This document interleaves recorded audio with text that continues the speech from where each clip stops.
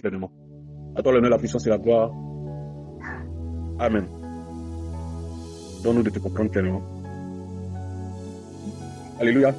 Bon, la semaine dernière, j'ai voulu continuer sur le programme de la formation qui est déjà scellé. Ce programme-là même, je me demande bien si cette année je pourrais terminer ça. Et là, après avoir découvert, après maintes recherches, ce que l'Esprit de Dieu me donne, sous sa guidance, et après des recherches sur les réseaux sociaux, tendant l'oreille par-ci, sur le temps guidé, par là, par le Seigneur, bon, disons, tout ce que j'ai pu faire jusqu'à présent et qui m'a permis de tomber sur ces différentes conclusions, sur ces différentes plaies ou blessures internes, sont guidés par l'Esprit de Dieu, mais c'est carrément de la recherche. Il fallait que je parte du côté de la philosophie, du côté de la psychologie, du côté du spirituel. C'est ce mélange-là qui a produit ça. Autrement dit, c'est tout nouveau.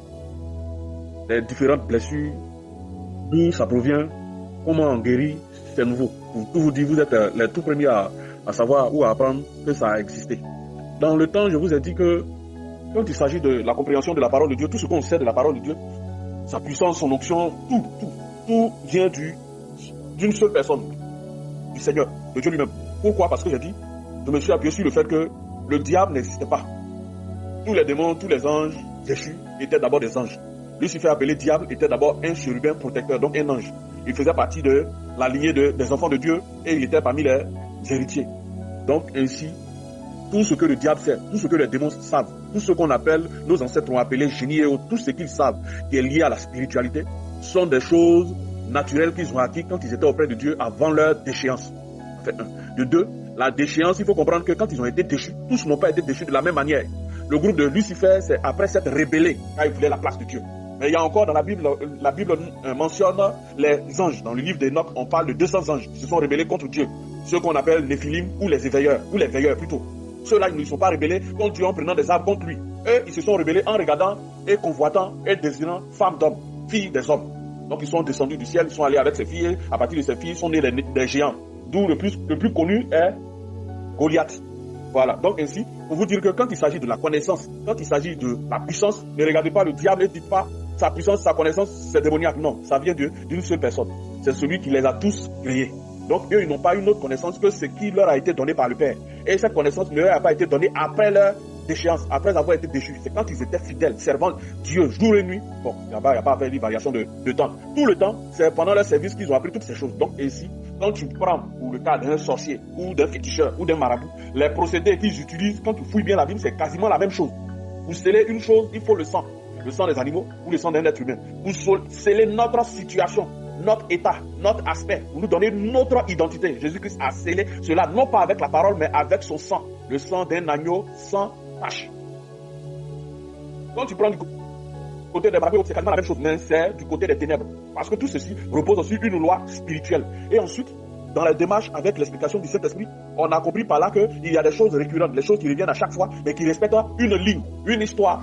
Dans l'aspect général, on dira, on va faire des narrations historiques, voici ce qui s'est passé et autres.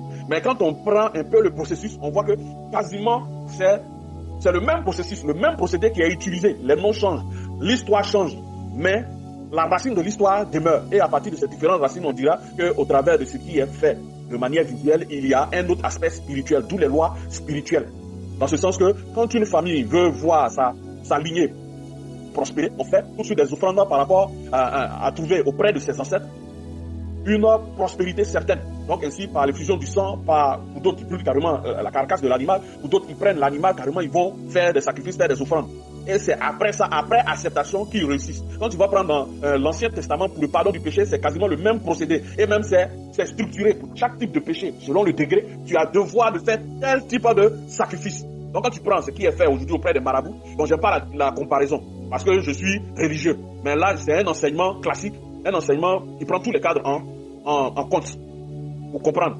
Donc ainsi, à partir de cette compréhension, nous avons commencé à faire sortir les lois spirituelles, d'où la spiritualité. Pour commencer avec le terme de la spiritualité, c'est en train de faire un peu le rappel, le récapitulatif de ce qu'on a connu jusqu'à aujourd'hui, jusqu'à arriver au niveau des différentes blessures émotionnelles qui conditionnent nos vies, nos relations avec les personnes.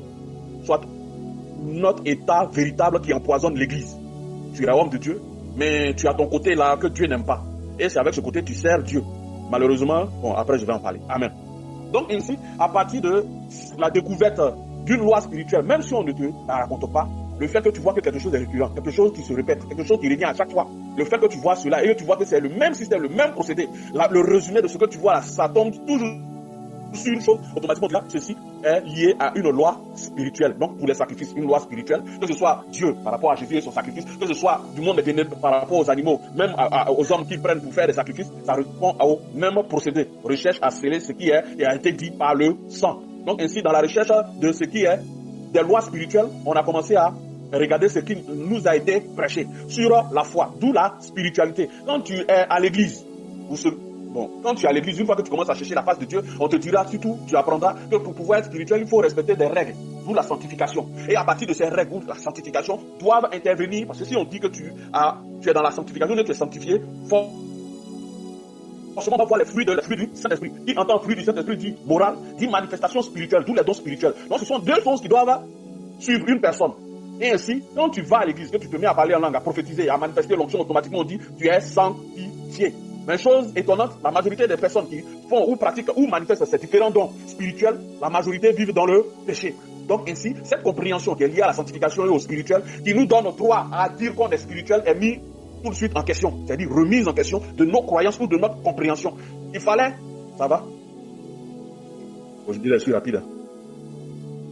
Il fallait comprendre ce qu'il en était de la spiritualité réellement. Car à chaque fois, on nous dit pour pouvoir être béni, pour pouvoir être restauré, pour pouvoir connaître la paix véritable, parce qu'on vient à l'église pour pouvoir connaître cette paix. Cette paix, pourquoi? Parce que le jour que tu as rencontré le Seigneur, tu as vu que tu as perçu, tu as accueilli, tu as embrassé, tu as connu une effusion du Saint-Esprit ou de sa présence, de son onction, de son feu. Tu as ressenti quelque chose qui t'a glacé le cœur, qui t'a restauré, qui t'a rassuré. Il y a d'autres même qui ont été émotionnellement touchés, se sont mis à pleurer. D'autres ont commencé à rire aux éclats. Et ils ont tous, autant que nous sommes, nous avons dit, on n'a jamais ressenti ceci. Mais chose bizarre, une fois qu'on va dans nos églises, dans nos lieux de prière, on ne retrouve plus cela. Au contraire, on s'en éloigne. Et à chaque fois, on nous dit, il faut que tu puisses respecter certaines règles afin de pouvoir prétendre être spirituel. Car qui dit être spirituel doit manifester ceci, il dit, est-ce que doit suivre Dieu? Autrement dit, tu dois être un témoin vivant de la parole de Dieu qui t'est enseignée. C'est ainsi que, pour ce qu'il en est des différentes églises, on va voir qu'une église où les gens mettent un teinture sur leur tête, font des dreads, manifestation du Saint-Esprit là-bas, on dit ceux-là ils sont spirituels, mais quand tu t'en vas dans une autre communauté, on ne porte pas chaussures, non, on ne porte pas chaussures là, ça c'est une autre catégorie. Je suis désolé. Voilà. Tu t'en vas dans une autre communauté, on ne met pas mèche, parce que c'est un satanique, on ne met pas boucle d'oreille, on ne met pas chaîne, parce que c'est appartient au diable, on ne met pas bague de mariage. Parce que dans l'Antiquité, c'est un signe d'esclavage. Bon, bref, je ne vais pas rentrer dans l'affaire historique de bague de mariage. Je préfère m'arrêter là. Et chez eux aussi, ils connaissent l'effusion du Saint-Esprit. Donc, quand tu prends toutes ces communautés avec leurs règles, loi, leur doctrine, et que tu combines le tout, ça devient un amalgame pas possible. Du coup, la spiritualité, elle devient incompréhensible. Parce que si tu dis que pour pouvoir permettre à un chrétien d'être spirituel, il faut qu'il observe ce qui est dans ton église, c'est que comment ça se fait que l'autre qui ne respecte pas ce que toi tu enseignes est aussi spirituel, puisqu'il aussi il a les signes du Saint-Esprit. Donc du coup, cette confusion-là nous a poussé à rechercher plus, ça va? En recherchant plus, nous avons vu qu'il y a une parole qui ressort à chaque fois, dont tout le monde en tremble. Jésus-Christ dit, ou la parole de Dieu dit, en ton nom nous avons chassé les démons. Chose bizarre, c'est le même thème de spiritualité, condition de la spiritualité qui ressort dans ce passage, en ton nom. Mais malgré ça, le Seigneur dit, je ne vous connais pas. Donc, la spiritualité, ce n'est pas ce qu'on nous dit qui va nous rendre spirituels, mais la spiritualité vient d'ailleurs. Parce que si c'est sur ce qu'on nous enseigne, qui doit dire que nous sommes spirituels en ce moment, Jésus-Christ n'avait pas le droit de dire à ceux qui ont tous les signes spirituels, à ceux-là qui ne les connaissent pas. Donc, ce n'est pas les signes du Saint-Esprit, ce n'en est rien. Donc ainsi, à force de rechercher, l'Esprit de Dieu a dit ceci. Il est bel et bien écrit dans la Bible que vous êtes spirituel, non pas que vous le deveniez, mais de par votre création.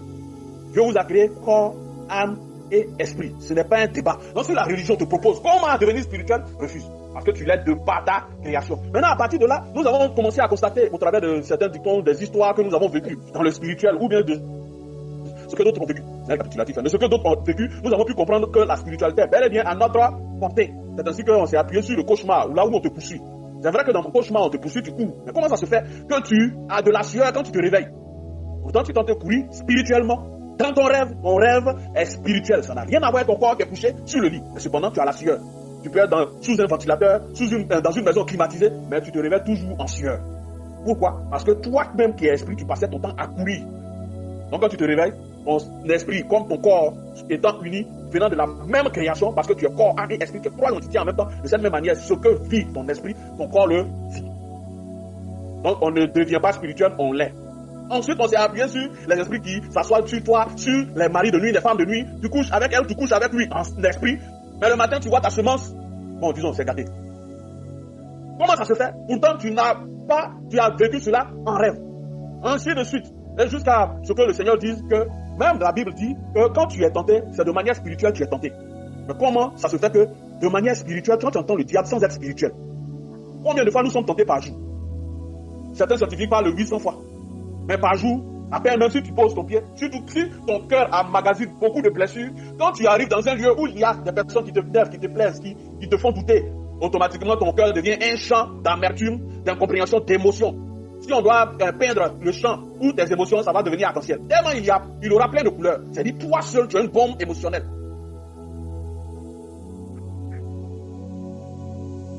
À partir de ces compréhensions ou à partir de la manifestation du diable, nous avons pu voir que si le diable nous tente et que la Bible confirme que nous sommes tout le temps tentés, c'est pas parce qu'on est devenu spirituel, c'est parce qu'on l'est déjà. Et c'est parce qu'on est spirituel qu'on a des oreilles spirituelles pour entendre le diable qui nous tente spirituellement.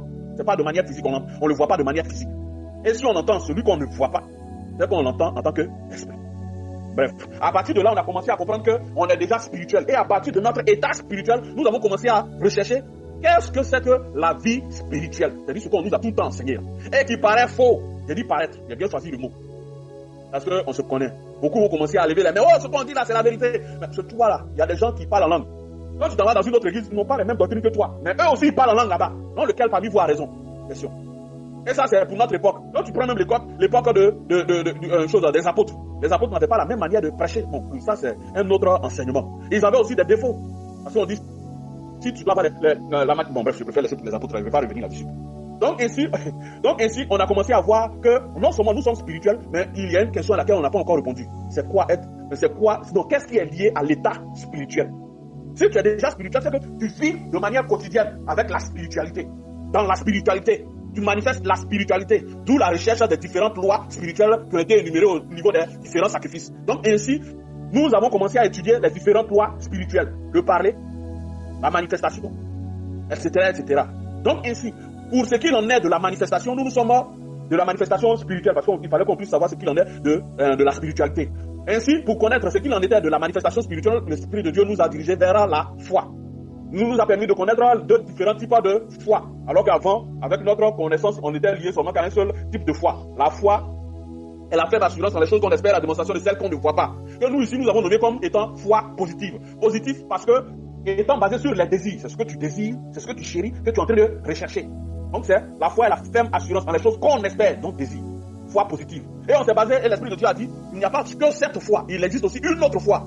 Même si elle n'est pas selon le désir, elle est selon un autre sentiment, une autre émotion. C'est ce que je redoute le plus qui finit par m'arriver. Donc la foi négative. Redouter, c'est peur continuelle de quelque chose. Et à partir de ces deux versets, nous avons commencé à les comparer. Donc la première foi positive, c'est le fait d'avoir une pensée continuelle sur ce qu'on désire. Pensée continuelle, c'est espérer. Tu espères les choses dans lesquelles nous espérons. La démonstration de celles qu'on ne voit pas. Espérer, c'est avoir pensée positive continuelle. Tu espères, tu penses de manière positive, mais sur un longtemps. Redouter, c'est avoir peur sur un longtemps. Penser négative ou penser selon la peur sur un longtemps. Donc à partir de ces deux versets, il a dit, en la suite, qu'on compare et qu'on supprime l'aspect manifestation. Donc ainsi, l'autre verset, espérer, on supprime. L'autre verset, redouter, on supprime. Et ce qui reste de ces deux versets est pensée continuelle qui finit par arriver. De par là, nous savons ce que veut dire la foi créative. Que ce soit pour le bien, que ce soit pour le mal, c'est une loi qui est utilisée par tous. Parce que nous sommes liés à ça, spirituellement. Amen. Et ainsi, après avoir conduit cette loi spirituelle qui est liée à la loi, à la foi créative, il nous a envoyé à... Bon, je ne vais pas expliquer parce qu'on n'a pas le temps. Rappelle la même, je suis en train de faire 30 minutes déjà. Maintenant, après ça, par cette loi, chose créative, il y a eu plein d'exemples, comment ça se forme et autres. Mais ensuite, il nous a parlé de la loi active ou réactive, ou de la réaction. Ce qui te pousse à agir. Les émotions que tu constitues en toi te poussent à agir. Ce qui remplit ton cœur, c'est ce qui finit par arriver. Espérer, c'est une émotion. Craindre, c'est une émotion. Le cœur qui se remplit d'une pensée, c'est une émotion qui remplit le cœur. Et ainsi, le verset biblique que le Seigneur a, l'Esprit de Dieu, sur lequel il s'est basé pour pouvoir nous expliquer, c'est ce que je crains, non, pas ce que je crains. c'est de l'abondance du cœur que la bouche parle. Abondance du cœur. Donc avant que tu ne réagisses, avant que tu poses tes conditions, avant que tu ne prennes une direction, avant d'influencer ta vie, il faut forcément que ton cœur soit rempli. Donc ainsi, à partir de là, nous avons pu savoir que le monde spirituel repose sur une seule chose, ton cœur. Notre personnalité spirituelle qui a aussi des lois qu'elle respecte ou qui se laisse diriger par ces lois. Ces lois-là, parmi ces lois, figurent deux principales lois. La foi créative et la foi réactive. Création envoie à l'existence ce qui n'existe pas. Réactive, celle qui nous pousse à agir. À agir dans le bien comme dans le mal. Créer les choses bonnes comme mauvaises. Donc à partir de ces lois, quand on va prendre un féticheur, un marabout, un chrétien, un musulman, ces lois s'appliquent à eux tous. Parce que ces lois sont liées à notre création. Amen. Quand tu prends cette loi de envoyer à l'existence ce qui n'existe pas, cette loi de envoyer à l'existence ce qui n'existe pas, la loi de la création, tu prends un marabout, un musulman. Quand ce dernier là, bon bref, je ne vais pas revenir là-dessus. On n'a pas assez de temps. Parce qu'aujourd'hui là, c'est émotion. Donc ainsi, à partir de ces recherches, nous avons commencé à voir, nous avons vu qu'il y a beaucoup de lois spirituelles là qui existent, qui se forment. Et par la suite, on a découvert enfin ce qu'il en était de la loi, à partir de la loi active, ce qu'il en était du nom de Jésus. Car Jésus-Christ a utilisé cette loi. Sur ça, je vais m'attarder un peu. Le nom Jésus-Christ n'est pas son nom. Son véritable nom, c'est Yeshua HaMashiach. C'est ça qui est son nom, en araméen. Donc, Jésus-Christ, ce n'est qu'une interprétation, une traduction de son nom. Si aujourd'hui tu t'appelles Pierre, tu t'en vas dans d'autres pays, on va t'appeler Pedro, Peter, c'est même Pierre là. Mais si tu t'en vas au village, et puis quelqu'un va au village, rencontre ta grand-mère là-bas, et puis il dit, ouais, Peter, toi-même ton Pierre, même, elle dit même dans sa bouche là-bas, c'est pas Pierre. Si tu dis Peter, on va dire, c'est qui? Pourtant, bien même que Yeshua HaMashiach n'est pas son nom, quand tu te trouves devant un démon, que tu dis Jesus, ou bien que tu dis Jésus-Christ, le démon obéit. Pourquoi? Et encore pire, au temps de Jésus-Christ, il y avait encore une personne qu'on appelait Bar Jésus. Vous dites que dans la Bible même, il y avait des personnes qui s'appelaient déjà Jésus. Mais pourquoi on ne disait pas au nom de Bar Jésus, le démon sort? Est-ce que le diable va accepter? Non. Mais pourquoi lui, son nom là? Pourquoi on dit son nom n'est que le diable, c'est qu'on est en train de dire son nom? C'est parce que tout simplement Jésus-Christ a pris son temps, les apôtres ont pris leur temps pour définir son nom. La définition, c'est l'état émotionnel que tu auras senti, à ressentir lorsque tu diras son nom. Donc c'est cette émotion manifeste derrière ce que tu dis. Il fait que le spirituel reconnaît ce que tu dis. Je viens d'expliquer la spiritualité. Dans la spiritualité, ce n'est pas ce que tu dis qu'ils entendent. Dans la spiritualité, c'est ce que tu ressens. Lorsque tu ouvres la bouche, ils comprennent. Ils n'entendent pas, ils comprennent. Donc, par la définition, je suis l'alpha, l'oméga, le premier, le dernier, le commencement, la fin. Il a reçu tout pouvoir. Il a reçu le nom qui est au-dessus de tout nom. Tout genou fléchira, tout nom confessera qu'il est Seigneur. Toutes ces choses, tous ces versets bibliques-là, définissent son nom. Donc, quand tu es en train de dire au nom de Jésus, c'est cette définition-là qui accompagne son nom. Quand le diable entend cela, il s'en va. Parce qu'il sait de qui tu parles. Par ricochet, quand tu es en train de dire au nom de Jésus, il y a un démon. Et puis tu es en train de dire, est-ce que le démon va partir? Ce n'est plus le nom de Jésus. Parce que la pensée qui accompagne ce qui sort de ta bouche n'a rien à voir avec le nom de Jésus. Maintenant, à partir de ça, compréhension, la loi spirituelle qui ressort, c'est toujours la loi spirituelle active, la foi active. C'est à partir de ce qu'il y a dans ton cœur que tu vas parler, que tu vas agir. Donc, ça revient à la direction que tu prends, ça revient à la vie, comment tu vois ta vie. C'est ainsi que la Bible dit, il sera fait selon ta foi. Autrement dit, de la manière que tu te vois, c'est comme ça que tu vas te comporter. Et c'est comme ça que tu vas attirer les choses qui vont correspondre à ce que tu es. Amen. Et c'est à partir de cette compréhension de tous ces états ou de toutes ces lois spirituelles qu'on a commencé à se poser la deuxième question. Pourquoi avec les dons spirituels? Pourquoi avec les différentes délivrances? Pourquoi avec les offrandes? Avec la parole de Dieu qu'on a apprise? Pourquoi on continue de demeurer de grands pécheurs? Pourquoi on ne change pas? Beaucoup de chrétiens ont vu qu'ils manifestent l'onction, mais ils ne changent pas. Il y a des hommes de Dieu qui sont colériques. Il y a d'autres qui sont sournois. Eux-mêmes, ils empiétinent même dans la vie des membres de leur église. Ils cherchent, non pas ils cherchent, ils dominent carrément les chrétiens. Au point où c'est eux qui savent ce qui est bon pour tel frère ou pour telle soeur. Bon, c'est énervant. Eux, ils sont quittés là-bas, lui il est quitté là-bas, mais c'est toi qui sais c'est quelle femme qui est mieux pour lui. Qui est qui? C'est Dieu. Je referme la parenthèse. Je sais, tu vas être contre moi, mais ça va aller. Quand tu prends la Bible là, il y a plusieurs aspects de intervention, votre affaire de âme sœur là. Là, c'est vous qui avez créé ça. C'est l'église catholique qui a créé ça. Je te dis la vérité. Quand tu prends la Bible, qui est la femme d'Abraham? C'est sa soeur directe, non? C'est un membre de sa famille directe. Toi, tu n'as pas fait ça. Quand tu prends du côté de son fils Isaac, la fille qu'ils sont allés chercher là, c'est après une prière. C'est pas le serviteur d'Abraham qui allait la trouver. Quand elle est venue, Isaac s'est posé des questions. Maintenant, je vais aller encore plus loin. Il y a un homme de Dieu là, j'ai oublié son nom. Dieu lui a dit de prendre une femme qui passait son temps à découcher. Quand je dis découcher, comprenez par là. C'est un mot diplomatique. Découcher, c'est pour caresser la chose. Si tu ne comprends pas, il m'en fout. Donc, et ce dernier-là, il a pris, il s'est marié avec elle. Elle fait enfant, elle est toujours... Voilà. Donc ici, la majorité se file sur il faut que ma femme soit spirituelle. Dans la Bible, eux-mêmes qui ont commencé avec l'affaire de Dieu qui ont vécu pendant 4 millions, ils n'ont jamais fait ça. Toi, tu quittes dans l'affaire de ma femme d'être spirituelle, hautement spirituelle. Non, c'est pour éviter, on aime et c'est après avoir aimé, on se marie. On n'a pas dit par rapport au Saint-Esprit. Je ne veux pas rester sur ce sujet. Mon cœur a commencé à chauffer déjà. Si un homme de Dieu veut revenir sur la question, il faut lui demander. Donc Boaz là, avec Ruth là, c'est le Saint-Esprit qui est passé par là. Les cas sont tellement les gens ont fait exprès ou bien. Et avec le cas de Ruth, c'est Ruth qui allait chercher garçon. La Bible dit qu'elle s'est maquillée. Et puis elle allait au pied de Boaz. Elle a soulevé drap pour que le moustique le pique. C'est au milieu de la nuit qu'elle était fatiguée d'être piquée par les moustiques qui s'est réveillée. Et puis il y a eu croisement. Il a vu une beauté angélique en pleine nuit. Le lendemain, en fait, elle a commencé à chercher. Celle-là, elle est mariée à qui? Il y a eu cet esprit, il y a eu âme seule là. Bon, bref, je coupe la chose. Donc ainsi, je continue. Amen. Si tu n'aimes pas la vérité, tu as fui.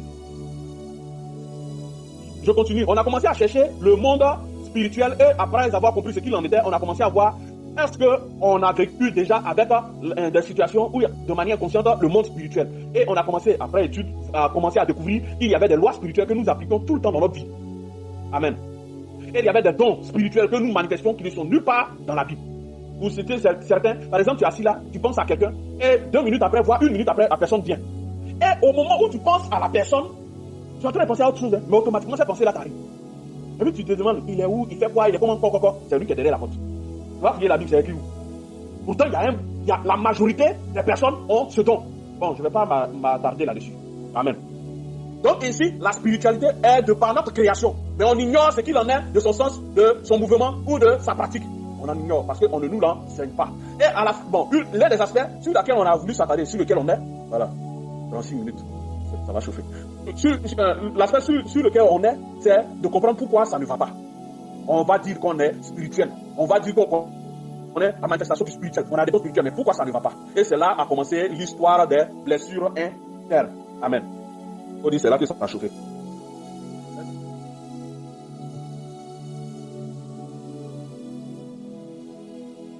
Il fallait que ça commence un jour.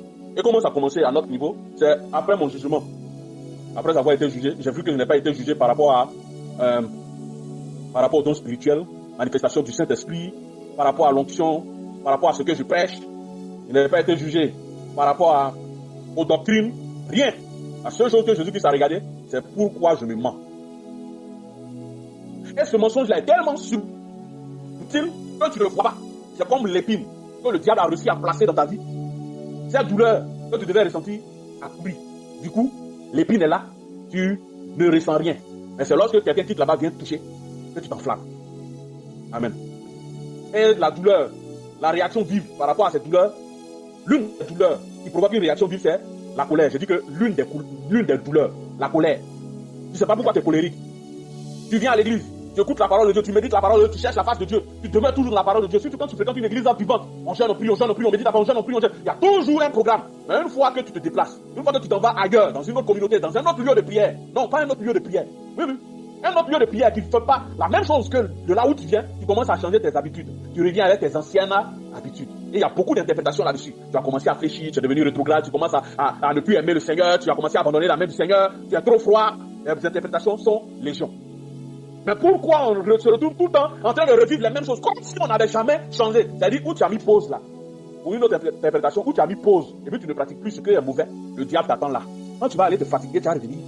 Vous allez recommencer là où vous êtes arrêté. Et les exemples sont légion dans différents types ou bien dans différents aspects de notre vie. Que ce soit en famille, que ce soit au travail, que ce soit à l'école, que ce soit même dans notre passé. Il y a eu des interactions avec des personnes bizarres, qui ont des réactions bizarres. Il fallait s'adapter. Et en s'adaptant, il fallait se créer des compréhensions. Je peux prendre par exemple en amour.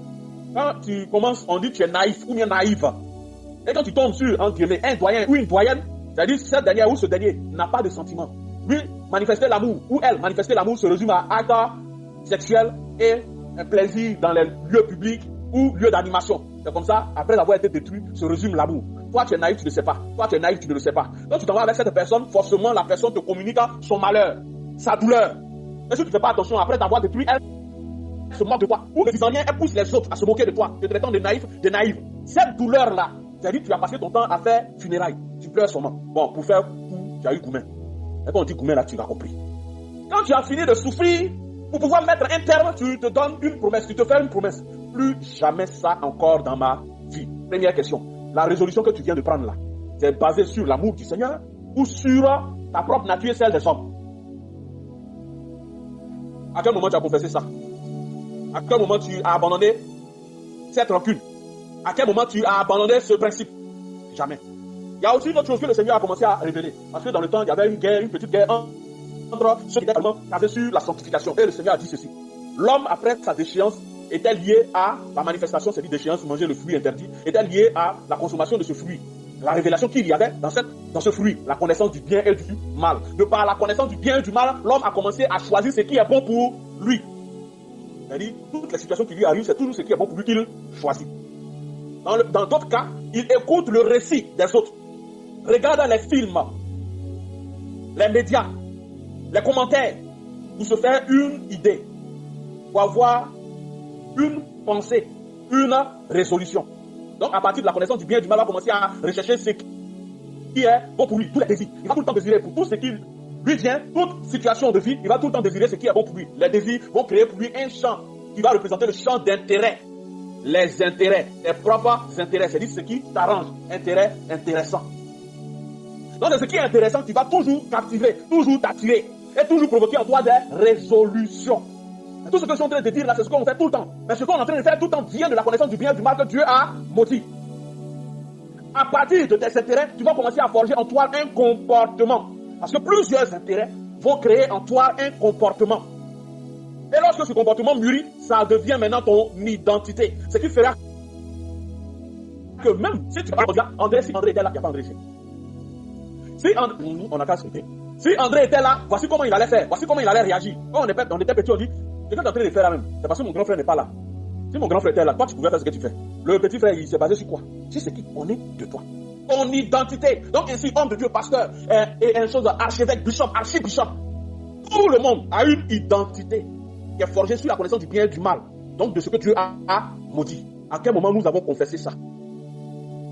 À quel moment nous avons commencé à nous détacher de ça? À quel moment nos prédications sont allées vers ça? La seule chose qu'on prêche et qu'on confesse, c'est les fruits et non pas la racine. Du coup, on demeure avec notre identité. Tu te vois dans une église, la sœur en plus, elle sait prêcher, elle sait parler en langue, elle sait donner les révélations, elle a la parole de connaissance, mais son comportement est bidon. Tu vois encore un autre frère, il sait être zélé, il sait prier pour les gens, chasser les démons, mais son comportement est colérique. Il y a d'autres même une fois à l'église, ils viennent uniquement là pour s'asseoir, pour tomber en temps, une fois qu'ils se lèvent, ils sont les paroles de connaissance, mais ils s'approchent de personne. C'est-à-dire, de la manière dont ils sont venus à l'église là, pour les laisser voir le bâtiment. Ils sont dans aucun mouvement. Après, même s'ils sourient, la seule chose qu'ils cherchent, ils vont saluer l'homme de Dieu, n'a qu'à bénir, n'a qu'à prier pour eux, ils vont être bénis, ils vont se chercher, ils vont partir à la maison. Parce qu'à faire des camaraderies, c'est trop. Quand ils étaient à l'église, leurs camarades, filles ou garçons, les a trahis. Donc, du coup, eux-mêmes ne veulent même pas camarades même à l'église. Trahis comment? Le frère était en train de lui dire, sœur, vraiment, tu me plais, je vais aller parler de ton cas au pasteur. Le frère, il travaille. Mais la sœur, elle regardait un autre frère. Mais malheureusement, ce frère, elle s'est marié. Donc, elle était dans cette souffrance-là. Et elle va voir sa camarade sûre de l'église avec laquelle elle prie. Et puis, elle lui dit, c'est le frère que vous voyez, mais il est parti. Mais néanmoins, il y a un autre frère là qui commence à me parler un peu. C'est vrai qu'à l'église, on ne drague pas. Mais il est venu, il m'a dit simplement qu'il va aller parler de moi au pasteur. La sœur, parce qu'elle regarde aussi le frère. Comment elle est ta camarade, c'est quel conseil elle va te donner? Sœur, lui là, j'ai entendu parler de lui, il n'est pas bien. Il sort avec les sœurs de l'église. Tu as fait quoi là-bas? Quitte là-bas. Et la sœur, au nom du Seigneur Jésus-Christ, des moments partagés, elle a dit, si toi tu as eu à dire ça, c'est que tu sais pourquoi. C'est que le frère il n'est pas bien. Et que temps après, c'est la sœur, la conseillère, qui est en train de mettre bague au doigt pour faire mariage. Quand une sœur comme ça quitte à l'église, elle va dans une autre communauté, le mot confiance n'existe plus. Du moment où tu descends, il faut te montrer par la Bible, ça n'existe plus, point barre. Mais cette compréhension de la situation, la résolution qu'elle a prise par rapport à cette situation, c'est basé sur quoi? L'amour du Seigneur. Quand tu prends par exemple le cas de... Non, le pire même, c'est qui? Judas. La Bible dit que Jésus-Christ a prié toute une nuit avant de choisir ses 12 disciples. Donc il savait déjà qui était Judas. Donc quand il fallait le choisir, il savait, il l'a pris. Quand Jésus-Christ, lui, en tout cas Jésus, lui, c'est hors norme quoi. C'est quand tu commences à comprendre l'aspect spirituel des choses, que tu cherches maintenant tu cherches à suivre Jésus-Christ. Quand tu comprends ce qu'il en est, tu dis non, moi je ne peux pas devenir chrétien. Donc moi, je ne vais jamais me fâcher. C'est si je ne me fâche pas, ils ne vont pas me craindre, ils ne vont pas me respecter, ils ne vont pas. La liste est longue comme ça. Car il a dit, si tu es une fois bon, c'est bon. Mais si tu es deux fois bon, tu deviens bonbon. Et on va te sucer avec amertume. Donc il ne faut pas être bon. Ce sont que des résolutions. J'aimerais parler même du cas des résolutions. La liste est longue. Quand il s'agit d'avoir, on dit, elle est perdue de trouver. Non, ton cœur est bousillé. Et tu as peur d'ouvrir encore ton cœur. Une telle personne devient chrétien, devient pasteur au sein de l'église. Mais le jour où il va tomber sur l'adultère, il va tuer les gens. Avec colère, il sera en train de prêcher avec colère. Il va dire, c'est la colère, non, il est en train de dire son désarroi, ce qu'il a déjà vécu. Et ces différentes personnes nombreuses au sein de l'église. Venez à moi, vous tous qui êtes fatigués et chargés, et je vous donnerai du repos. Nous, jusqu'à présent, on ne connaît pas ça. C'est parce qu'on a passé notre temps à prêcher, que ça ne va pas. Du coup, comme notre nature attire ce qui ressemble à notre nature, et comme notre nature n'est que la déchéance, on n'est pas béni. Et les hommes de Dieu ont commencé à proposer des offrandes sacrificielles, bâties sur l'autel, qui se reconnaît. Et on a commencé à chercher des voies spirituelles. Il y a cette histoire de dîme, il y a cette histoire de cure d'âme. Détruire les liens familiaux. Ce sont tes parents, tes ancêtres qui sont contre toi, ça ne va pas. C'est eux qui te poussent, parce qu'il y a une sirène dans une autre famille. C'est eux qui te poussent à aller coucher de femme en femme. C'est eux qui te poussent à ne pas demeurer dans le foyer, d'avoir un mariage longtemps. C'est eux qui brisent. Mais il y a dit, oh, c'est vrai que c'est eux qui te poussent. Mais quand tu es sur ton mari, là, c'est elle. D'accord. Donc vous qui êtes au fond là, vous m'écoutez. Si on est là en ce moment, la Bible ou la parole de Dieu, tellement que tout le monde s'est trouvé impropre par rapport à la Bible, on s'est créé un autre Dieu qui ne regarde pas notre aspect parce qu'on n'a pas trouvé de solution par rapport à notre véritable aspect. Et on a commencé à se mentir en s'inventant des règles. Et parmi ces règles se trouve notre sanctification qu'on prêche. Notre sanctification qu'on prêche est basée sur des lois qu'on a pris prélevées dans la Bible, c'est-à-dire des lois qui nous arrangent. Alors que la Bible est formelle. Si vous ne mettez pas en pratique toute la loi, vous êtes sous la malédiction. Alors que toute la loi, c'est 613 lois. Alors comment ça se fait que des hommes de Dieu qui disent que la loi ne doit pas être rejetée parce qu'il a été écrit. Bon, bref, je laisse ce côté-là. Pourquoi les hommes de Dieu continuent d'utiliser la loi, mais ne cherchent pas à l'utiliser entièrement? Surtout la Bible est formelle. Si tu ne l'appliques pas entièrement, tu es maudit. Quand on dit tu es sous la malédiction, c'est une manière d'allonger la chose. Tu es maudit. Ils savent et prêchent la loi. Et comme pour dire, quand c'est la loi qui les arrange, c'est ça, ils prêchent. Tout ceci, c'est une manière de détourner de la véritable douleur dont ils n'ont pas encore reçu la révélation pour guérir. Et la véritable douleur, c'est ce que tu es.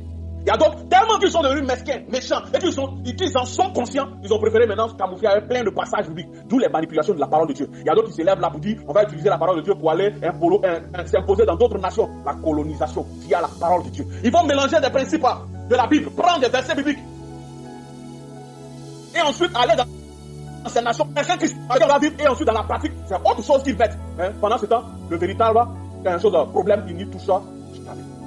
Jésus-Christ a été formel avec les pharisiens. Vous, votre parole dit que si une personne va avec une femme mariée, ce dernier a commis l'adultère. Mais moi je dis, même si c'est en pensée. Mais pensez, on ne prêche pas ça à l'église. Ce sont des lois spécifiques. On a tiré les 613 lois. Et qui nous maintiennent sous la malédiction. Et quand tu vois un pasteur par rapport à ce verset biblique, tu vas voir dans ses explications, il faut prendre ça avec un parcimonie. En fair play. Il faut être magnanime. Il faut savoir gérer la chose. C'est vrai, on est maudit, mais on n'est pas maudit. On dirait qu'ils sont en train de parler beaucoup. Là, je sais qu'il y a certains qui vont m'en vouloir. On a commencé à regarder, moi personnellement, après mon jugement, j'ai commencé à chercher pourquoi c'est d'une chose dont je n'ai jamais été au courant. Pourquoi c'est de ça qu'il me parle. Parce que moi, personnellement, pendant des années, je parlais en langue, je chantais avec des anges, je causais avec des anges, je les voyais monter, descendre pendant des années, pratiquement tout le temps. Il y a des périodes même, je baisse ma tête, je lève ma tête, c'est-à-dire eux-mêmes, ils sont en train de faire leur mouvement, monter, descendre, venir, tourner autour de moi. Ils sont en train de faire ça pendant, il y a longtemps, puis je les découvre là. Pendant des années. Au début, je disais quelques mois, parce qu'on se connaissait. Après, maintenant, les gens ont commencé, après une prière ici, ils ont commencé à monter au ciel, venir, descendre. Et puis, un an après, je dis, ça fait combien d'années que vous montez ou descendez? Et tous ont commencé à dire 1 an. Donc, de quelques mois, je suis passé à 2 ans, 3 ans. Quelques temps après, j'ai demandé. Et ils ont commencé à dire, ça fait 2 années ou 3 années, on monte au ciel et puis on descend. Et là, je leur ai dit, ça fait des années. Et je monte au ciel et descends. Ça me dit, non, comme tu es monté au ciel, tu as changé, c'est ce que je croyais. Tu montes au ciel, tu vois les anges, tu montes au ciel, tu vois le royaume des cieux. Le royaume des cieux, la Bible dit que c'est lorsque Jésus est monté au ciel, il a dit, je vais vous préparer une place pour pouvoir construire quelque chose. C'est que tu as arrêté quelque part. Ah, vous ne savez pas. Le quelque part là, j'ai été là-bas. Le royaume des cieux, j'ai dit, je suis dans la ville, dans leur ville. Et puis je vois le royaume des cieux qu'il a construit de l'autre côté. Vous ne savez même pas que ça existe. Ah, j'ai fait ça, j'ai vécu ça. Il m'a fallu 3 jours de manière continuelle. Je suis sur terre, je mange, je bois là, c'est loin. Et vous, on se connaît. Je fais tout ce que j'ai à faire pendant 3 jours, mais pendant ces 3 jours, j'étais assis dans une rue au ciel. Et les gens passaient devant moi. En fait, oui, ils ont des ailes partout. Non, ils ont de longues robes blanches, c'est tout. Et puis ils passent, ils marchent, ils ne s'en vont pas, ils marchent. Et ils étaient là, ils posaient. J'étais assis là, pendant 3 jours. Et c'est le 3e jour. Le premier jour, je suis parti. C'était comme un dôme, une vitre, une demi-sphère qui englobait le royaume des cieux. Donc quand je suis allé, j'ai touché, je ne pouvais pas rentrer. C'est le 3e jour, je suis parti, j'ai touché. Et quand je suis rentré, je me suis réveillé. Sinon, je me suis réveillé entièrement sur terre. Donc c'est comme ça, moi, l'expérience avec le Seigneur se passait pendant des années. Et c'est après ça que le Seigneur m'a dit, moi aussi, j'espérais à la loi. Moi aussi, j'espérais à la manifestation du Saint-Esprit, aux dons spirituels, aux dons de guérison, c'est-à-dire les dons spectaculaires. Souvent, je suis là et je dis, Seigneur, avec le don, le niveau spirituel que j'ai, normalement, je dois être capable de faire sortir de ma main du feu. Seule question, tu as fait quoi avec?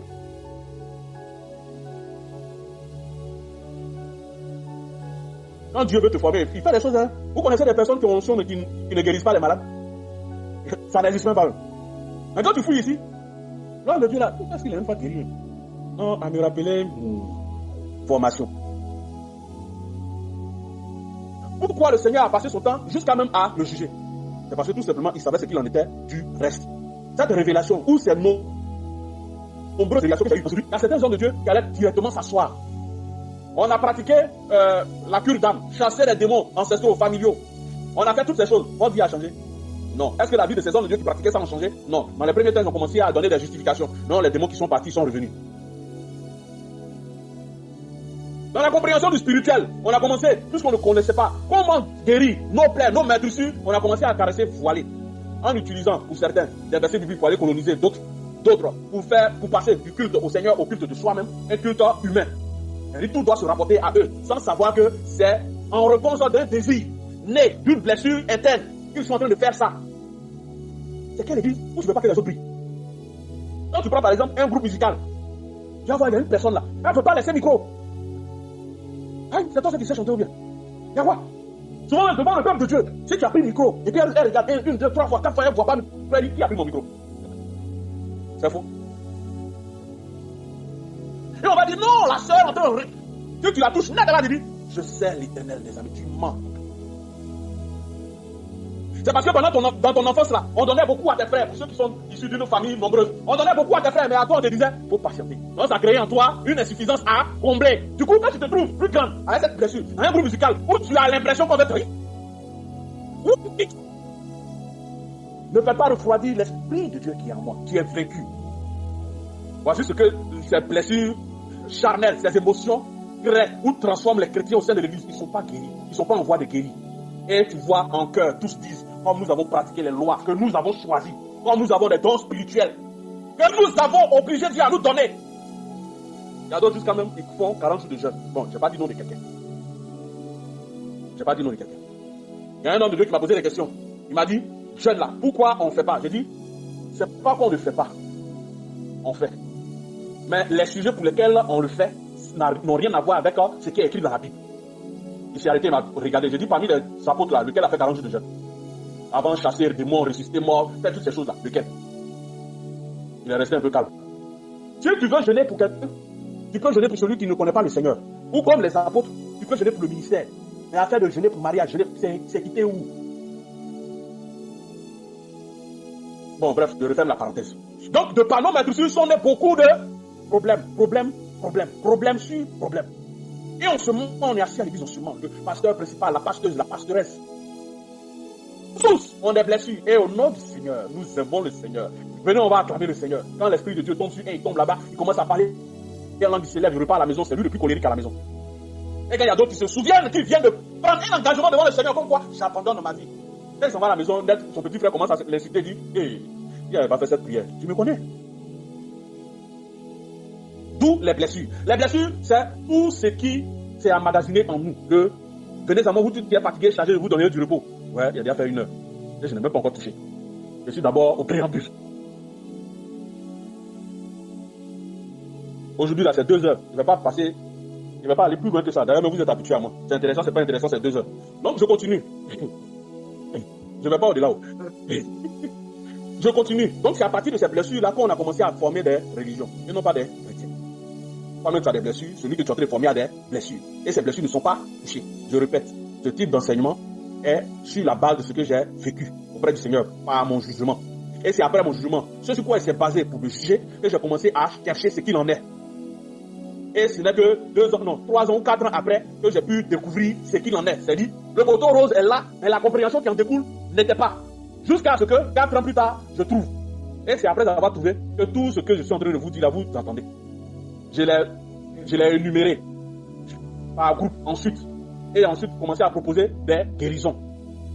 Et ainsi, à partir de là, le chrétien, normalement, quand il regarde une situation, il se retrouve, il sait comment il réagit dans l'église et quel genre de carapace émotionnelle il s'est fabriqué. Du coup, il sait où, quand et comment il doit guérir. Et comment cette carapace émotionnelle a pris vie en lui. Amen. Donc ainsi, à partir de... Bon, je ne sais pas si je dois revenir sur la liste des blessures que j'ai eu à citer. C'est 100 blessures que j'ai énumérées. 100. Si je dois revenir sur les 100, là, ça va chauffer. Mais je sais une chose, quand j'ai balancé les 100, ceux que j'enseigne aujourd'hui, au début, ils se sont étonnés. Très peu ont réagi. Quand je dis, le jour que j'ai découvert la source, que j'ai pu énumérer ces choses, quand j'ai commencé à visualiser tout ce qui était écrit, j'ai commencé à pleurer. L'émotion m'a envahi. Parce que c'est toutes les blessures, toutes les fois où je pleurais, en cachette, toutes les fois où j'ai eu mal, en cachette, et puis les petites résolutions que j'ai prises pour ne jamais plus avoir mal. Sous prétexte que quand tu prends des résolutions, on dira que tu es un homme expérimenté. Mais si tu ne prends pas des résolutions, que tu tombes toujours à la même place, on dira que tu es naïf. Donc pour ne plus être naïf, je m'expérimente. Et pour pouvoir consolider mon expérience, il me faut un dicton. Le dicton constituant la carapace spirituelle ou la carapace émotionnelle. Tu veux être béni, mais la carapace fait qu'on ne peut pas te bénir. Tout le monde sait que la place qu'il a n'est pas sa véritable place. Tu prends un homme de Dieu, non, pas un chrétien qui est multimilliardaire, il aura toujours l'impression qu'il peut avoir plus que ça.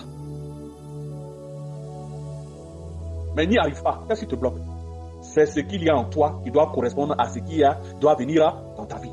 Si c'est la médiocrité, forcément, la médiocrité va se trouver partout. Bon, bref, je passe à autre chose. Alors là, si je reste là, on va partir à un autre point.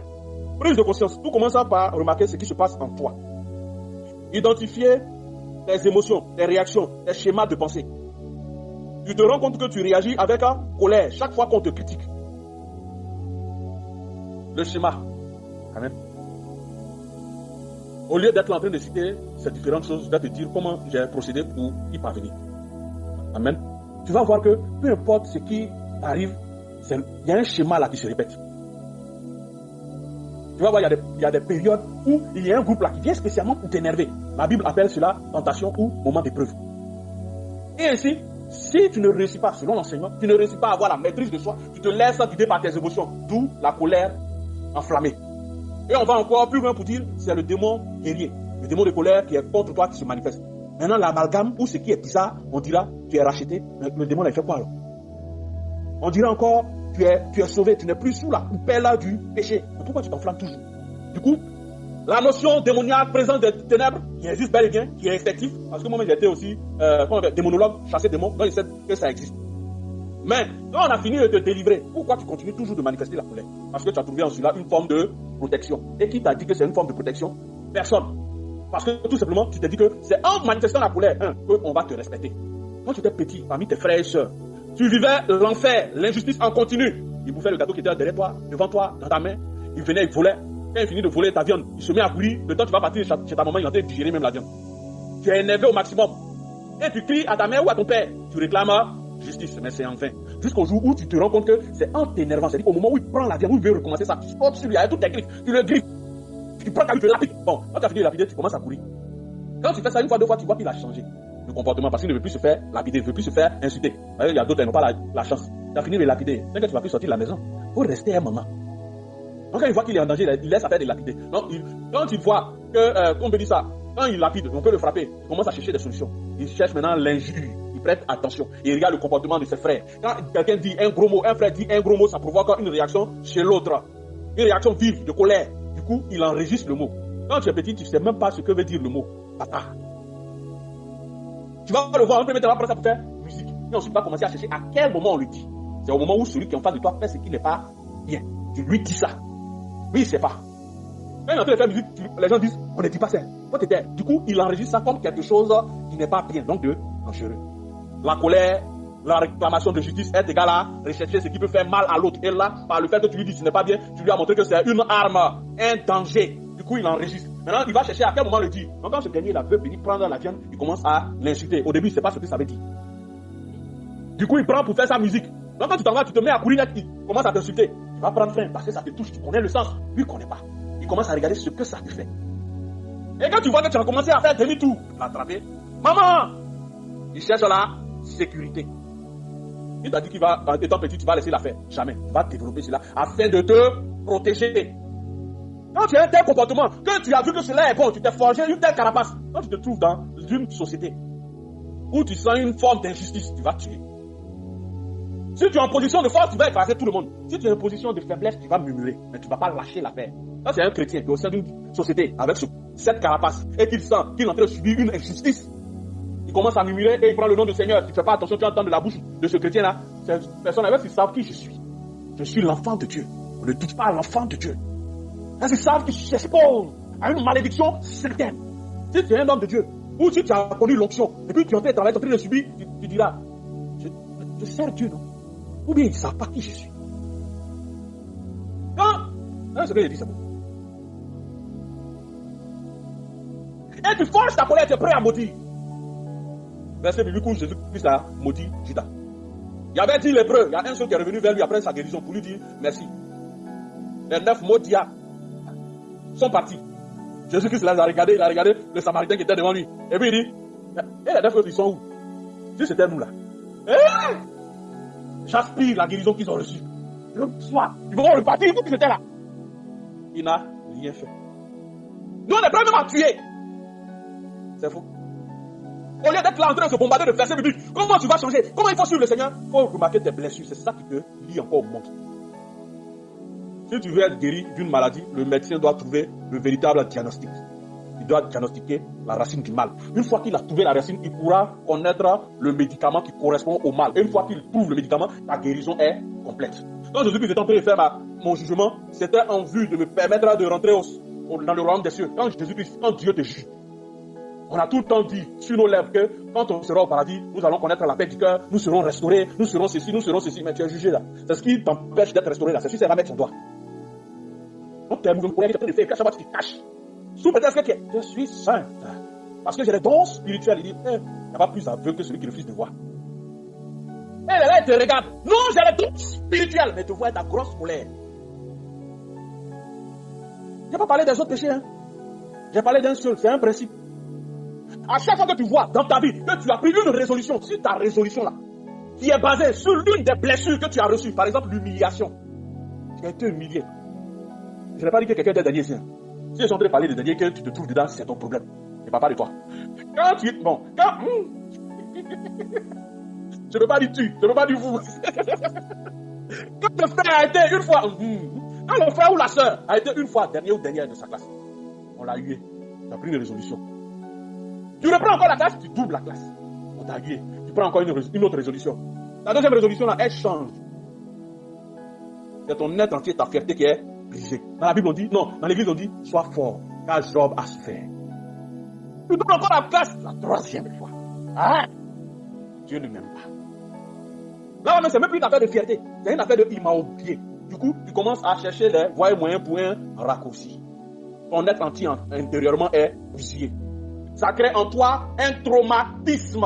Le jour que tu t'en vas devant le peuple de Dieu, étant homme de Dieu, femme de Dieu, le jour que tu t'en vas dans une société où tu es un simple agent ou bien chef de service, ton côté vaurien qui t'a traumatisé là, tu vas vouloir surcompenser cela par des lois et des règles que tu vas créer.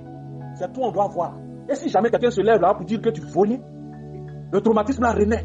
Automatiquement tu te rentres dans une rage. Parce que vaurien est égal là, le Seigneur ne m'a jamais regardé, il ne m'a jamais considéré. Quand j'ai crié à lui, il ne m'a jamais vu. Après tu te rends devant le Seigneur. Seigneur, je t'ai fait quoi? Pourquoi? Jusqu'à présent, je suis gagné. Il avait fait. C'est ton traumatisme là qui t'a donné un nouveau comportement. Du coup, comme personne ne parle de ça, ça devient chiant. Tu prends cela pour te pavaner. Et il n'est pas dedans. Parce que tout ce que je suis en train de dire, toutes nos résolutions sont basées sur la connaissance du bien et du mal. Donc de ce que Dieu a fourni. Dans ton identité aujourd'hui, tu es là, tu es assis dans l'église, avec toutes tes blessures. Si Jésus-Christ doit te regarder sans son sang, il doit se détourner de toi car tu es impur. Imagine-toi combien d'années tu étais à l'église en tant que pasteur, pasteuse, prophétesse, prophète, évangéliste, docteur de la parole de Dieu. Tu n'as jamais été saint. Jamais. Même pas une seule fois. Et on est là, on se mentait. Parce que Jésus-Christ a été formel. Même si c'est en pensée, tu as péché. Et les pensées sont liées à nos émotions. Mais toutes nos émotions sont remplies de carapaces. Ces carapaces influencent nos décisions, notre manière d'être, de vivre avec les autres. Et à chaque fois qu'on vit des expériences dans notre vie, ces expériences-là nous ont transformés, métamorphosés. On est là, mais on n'est plus la même personne qu'on était quand on était petit. On n'est plus la même personne. Et on dit cela, pour justifier ça, on dit, on est conscient. Tu mens, tu n'es pas conscient. Tu as une plaie ouverte qui ne guérira jamais. Si elle ne prend pas conscience qu'il y a un truc là qui lui fait mal, une épine dans son dos qui n'est pas encore quittée. Quand j'ai eu à présenter ces 100 plaies aux hommes de Dieu, que j'ai commencé à définir les solutions pour la guérison, et donc même je me suis fâché, enflammé parce qu'ils ne voulaient pas qu'on quitte là. Et j'ai dit, je répète ici, beaucoup d'hommes de Dieu ignorent que toute la Bible se résume à une seule personne, Jésus. Je suis le chemin, la vérité et la vie. Si tu t'arrêtes sur l'étage où se trouve puissance et démonstration de la puissance, tu as échoué. Et ce fut une époque où tout le monde courait là où il y avait onction. Et à la fin, est-ce que l'onction correspond à être restaurée? L'onction maintenant, comme l'onction ne suffit plus, et qu'on l'a dénaturée, on utilise l'onction pour la guérison miraculeuse et pour la restauration de vie. Quand on dit restauration de vie pour les chrétiens, c'est pas côté spirituel là. Hein? Non. Argent. L'argent. Et puis encore, l'argent. Et l'argent. Non, on ne peut pas t'en faire. L'argent. C'est-à-dire que tu as l'onction là. L'onction est égale à l'argent. Si je fais là, il prie pour moi. J'aurai l'argent. Si tu la partie où on veut là, l'homme de Dieu n'a qu'à dire, il y a une pierre spéciale. Il n'a qu'à me dire donner une offrande sacrificielle. Je vais prier pour lui. Je vais mettre sur lui. Pasteur, moi. Il se voit. Acclame le Seigneur. On s'est réjoui au feu de la fruit du Saint-Esprit. Ça ne nous a rien donné. Aucune paix. Nulle part il n'a été dit que Jésus-Christ a prié pour quelqu'un pour qu'il puisse être riche. Nous, on a fait ça. Nulle part il n'a été dit que Jésus-Christ a prié pour que quelqu'un puisse se marier. Seigneur, je viens à toi parce que je suis célibataire. Pardon, c'est pas parce que mes yeux se sont posés sur toi que je suis en train de dire qui est célibataire, qui est célibataire. Vous me laissez prêcher. On est là, on dit Seigneur, il n'y avait rien du terre. Non, il y a beaucoup de plaies en toi. Il y a certaines personnes qui, à cause de certaines choses qui sont passées dans leur vie, n'arrivent plus à aimer. C'est quelle résolution ça? La résolution là, ça vient d'où? Ça construit ou ça déconstruit? Ça te permet d'avancer ou bien tu stagnes? Stagner là, c'est-à-dire demeurer à la même place là. Ça vient du Seigneur ou bien ça vient de ta chair, de ta compréhension de ce qui est bon pour toi ou bien de ce que lui voit comme bon. Qui t'a dit que ce qui est en train de t'arriver n'est pas bénéfique pour toi? De la même manière que Dieu a posé, Jésus-Christ, non, Dieu a posé la question à Adam dans le jardin de Éden. Qui t'a dit que tu es nu? Je te repose la même question. Qui t'a dit que ce qui t'arrive est mauvais? Qui? Parce que tu ne manges pas? Tu es sûr que dans la présence du Seigneur, tu es resté une semaine sans manger? Quand?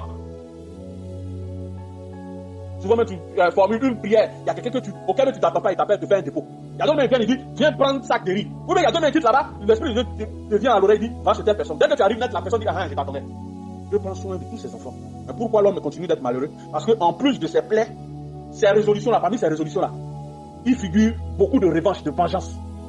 Surtout au niveau de l'humiliation. Par exemple, tu te retrouves avec des amis en France. Et quand tu vois qu'eux tous ont évolué, mais pas toi, qu'est-ce qui se passe en toi? La jalousie, l'hypocrisie. D'extérieur, tu es content pour ce qu'ils sont, et à l'intérieur, tu es méchant. Je n'ai pratiquement cité que 5 plaies, il y en a 100. Donc si je continue de faire jusqu'au 100e là, je sais que vous avez fui. L'hypocrisie est ta nature, la méchanceté est ta nature. Tu te couvres avec une forme de méfiance, et puis tu oses venir devant le Seigneur pour lui dire, je t'appartiens. Non, tu mens. Seigneur, en ton nom, nous avons chassé les démons. Arrière de moi, je ne vous connais pas. À quel moment tu as été pour le Seigneur? Non, j'ai fait une offrande qui a touché le cœur. Il t'a promis de te transformer. Mais si tu n'acceptes pas ce qu'il te dit, à quel moment vas-tu être transformé? Ou je reformule ça autrement. Quand le Seigneur vient à toi, tu as accepté qu'il rentre dans ta vie. Tu l'as accepté comme ton Seigneur et ton Sauveur. Qu'est-ce qu'il doit faire? Il doit te laisser toujours dans la boue, ou il doit t'en tirer? S'il doit te tirer de la boue, d'où les épreuves. Il faut bien remarquer, la majorité des épreuves ou des tentations que tu as sont liées aux différentes blessures que tu as. Il y a certaines personnes qui vont dire, je suis là, je suis comme toujours. Avec ces histoires d'hommes ou ces histoires de femmes. C'est-à-dire, elle affaire de garçon là. Elle ne peut pas changer. Lui, affaire de femme là, il ne peut pas changer. Mais pourquoi ça revient? C'est parce qu'il y a une forme d'insatisfaction émotionnelle. Donc, au travers de tes différentes relations qui cherchent à confirmer que toi aussi tu vis. Silence des autres, regardez-moi, silence des autres. C'est pas silence des autres, c'est toi. Ah, silence de mort. Là, on est là, on se ment. Faut voir le pasteur. Viens! Et puis ça crie maintenant. Oh, quand tu as fini de prendre une chaise pour chasser le diable, quand tu repars à la maison, il y a quoi qui a changé? Tu avances ou tu recules. Je ne suis pas là pour taper sur le péché de quelqu'un. Moi, on ne m'a pas loupé le jour de mon jugement. C'est ce qu'il a ressenti là-bas. Là. C'est un peu, je suis venu partager. J'ai dit un peu, parce que pour moi, là, quand je voulais pleurer, il a bloqué mes larmes. Je voulais faire musique de pleurs, là. Il a bloqué ça. Maintenant, cette couleur, il n'a pas bloqué. À chaque fois qu'il raconte ça, il se met à sourire, à rire même. Et puis, il se détourne un peu, genre, ah non, même. Genre, ce qu'il a fait là, il a raconté, oh. C'est la partie là, vous ne connaissez pas. La seule partie que vous connaissez, vous baissez la tête et puis vous commencez maintenant à voir toute votre vie défiler. À chaque fois que vous avez des réactions bidons, qui ne sont pas selon le Père, mais selon vous-même vos propres principes, vous commencez à vous rendre compte que vous n'avez jamais été avec le Seigneur. C'est de bouche. Quand tu dois, certaines personnes, quand elles viennent à l'église, elles sont prêtes à donner une offrande hors norme. Mais c'est fini. Hein? Quand tu vas leur dire, viens donner encore, j'ai déjà donné. Parce que, non, je ne vais pas expliquer ça, c'est bon. Parce que tout simplement, dans leur enfance, on leur demandait à chaque fois. Arrivé à un certain moment, on a commencé à les traiter de naïfs, de naïves. Toi, tu es là, tu es devenu bonbon. C'est toi qui sais donner partout. Pourquoi? Parce qu'ils savent que tu es là, toujours en train de tendre la main, donner aux gens qui te prennent pour bête. Afin de ne pas être pris ou prise pour bête, il faut que tu puisses te limiter dans tes dons. Et ensuite, le diable va venir te montrer la méchanceté de ceux-là auxquels là tu donnes. Du coup, tu te braques. Tu crées par rapport à cette émotion une carapace afin de te protéger de toute raillerie, moquerie. Afin que quand tu seras en train de passer, on ne puisse pas sourire, te regarder dans le coin de l'œil, murmurer autour de toi. La résolution que tu prends par rapport aux hommes ou aux femmes là. Elle vient d'où? Qui t'a donné ça? Qui t'a dit ça? Et toi, ta résolution, c'est, si j'ai fait une fois que la personne soit contente. Malheureusement, quand quelqu'un mûrit dans ça et qu'elle vient à l'église, pasteur, la dernière fois, je t'ai donné ça, non? Maintenant, tu viens là, c'est pourquoi? Je n'ai plus rien. Mais attends, arrivé quelque part, attends, le pasteur, il me prend pour qui? Non, lui, il ne travaille pas quoi? Il n'a qu'à chercher à travailler, il a commencé à se reconnaître.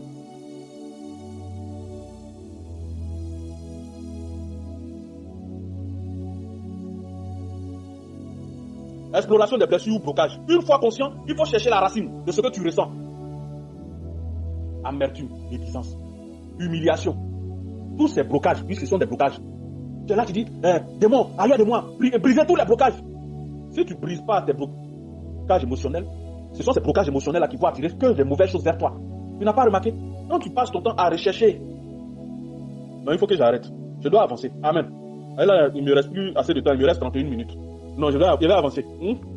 Donc, ainsi, comme je disais, la fois dernière, je voulais avancer, sinon que la semaine dernière, je voulais passer cette semaine à autre chose, à un autre sujet. Mais tous ceux qui sont enseignés sur ma page, tous ceux qui sont dans cette deuxième année de formation des hommes de Dieu, eux tous, j'ai entendu leur prière. Il n'y a pas un seul qui a été d'accord avec moi. Pas un seul. J'ai dit, je suis assis, les prières que je vois, bon, comme on dit dans notre jargon, un boulet de prière sur moi. Personne ne voulait passer à autre chose. Ah, le vieux. Nous, on n'est pas d'accord. Il faut bien parler de ça. Il faut expliquer tout. Il faut nous expliquer. On doit quitter. On ne doit pas rester dedans. Il faut qu'on quitte dedans. Quand j'ai eu cela, je ne sais pas si c'était quelle heure, 2h du matin ou quoi. Quand j'ai reçu ça, j'ai dit qui? Moi. On va continuer pour la pire. C'est pas sûr ça, on va rester. L'Esprit de Dieu me regarde. Il regarde l'Esprit de Dieu. On se regarde. 6h du matin, mon épouse m'écrit. Ah, il y a 5 personnes qui ont écrit. Ils disent que le coup là, il faut rester dessus.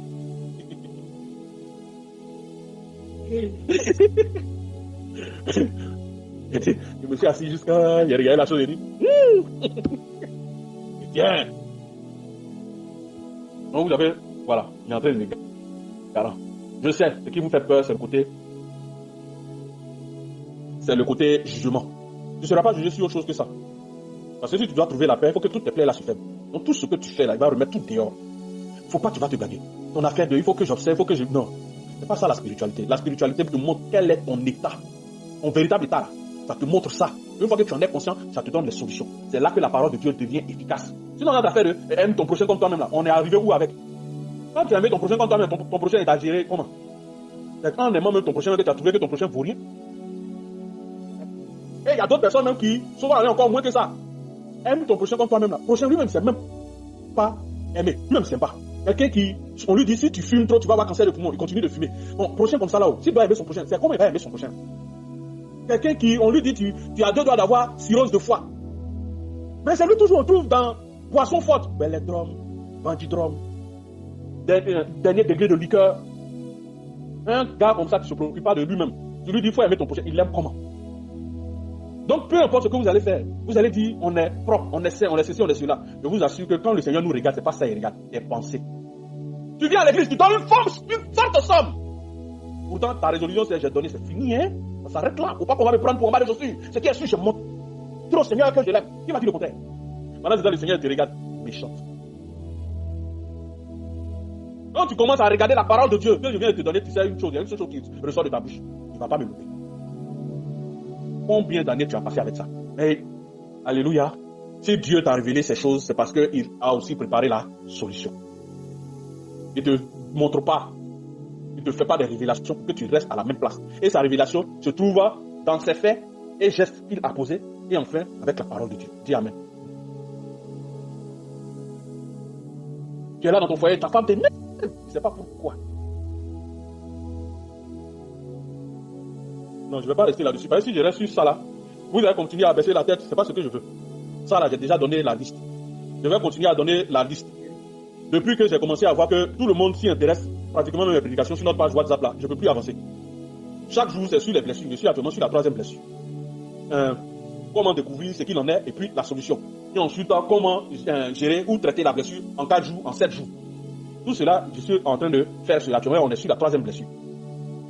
Vous dites que déjà la solution est là. Mais puisque c'est un coup, comment ça se fait qu'avec cette chose qu'on ne connaissait pas, il y a une solution. Je vais t'expliquer la solution. Afin que si tu connais la racine, tu puisses, au travers de cette racine, méditer la parole.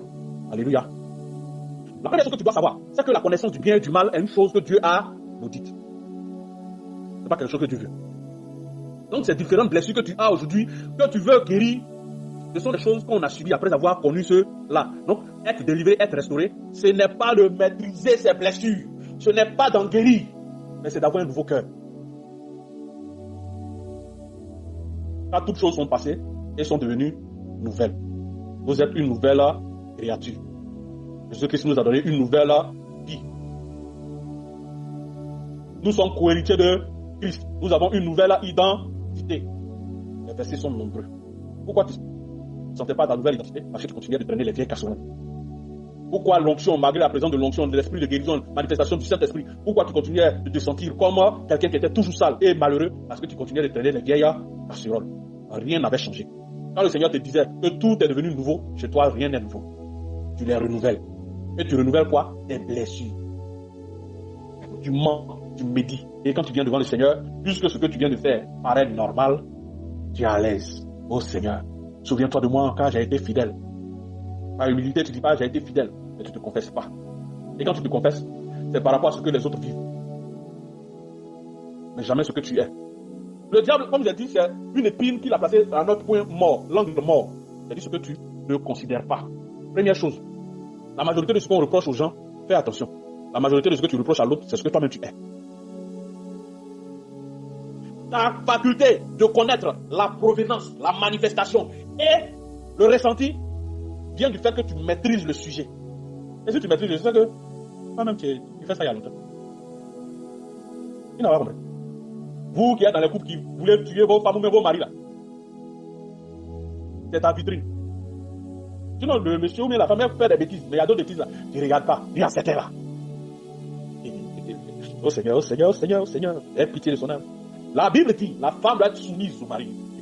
Le reste là, ce n'est plus spirituel. La majorité de ce que tu reproches à l'autre, c'est ce que toi-même tu fais, ou de ce que toi-même tu es. Deuxième chose, il ne nous a pas appelés à trouver une forme de guérison. Venez avant, vous tous êtes fatigués et chargés, je vous donnerai du repos. Repos, si tu avais un fardeau sur le dos, il t'en décharge. Déchargé, le fardeau n'est plus sur toi, n'est plus avec toi, n'est plus en toi. Donc toutes tes blessures, c'est pour les abandonner. Cela revient à énumérer tes blessures. Pour énumérer les blessures, tu regardes tes réactions bidons. Réaction qui n'est pas bonne là. On va pas être là pour dire, comme je suis chrétien, des réactions tu les connais. Ce que tu ne les connais pas, ce que les autres regardent et puis ils s'en plaignent. Ah toi là, ce que tu es en train de faire, ça me... Tes réactions, si tes réactions n'unissent pas, ne rapprochent pas, ne rassemblent pas, mais désunissent, cassent. Et c'est ça que que provoque tes réactions, c'est démoniaque. Bon, bref, c'est charnel.